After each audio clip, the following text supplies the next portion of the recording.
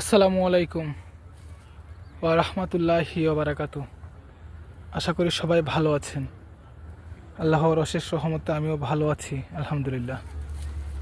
দেখেন তো এই ফলটি আপনাদের এলাকায় খাওয়া হয় কি না, অথবা এই ফলটির নাম কি? আমি তো এই ফলটি খুব পছন্দ করি। বিসমিল্লাহির রহমানির রহিম।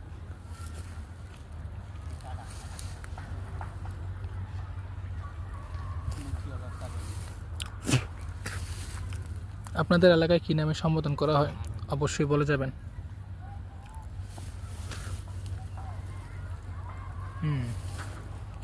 টমেটোর মতো খুব মিষ্টি।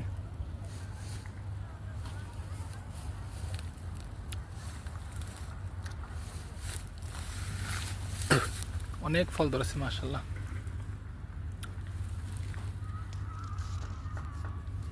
সেই স্বাদ খেতে।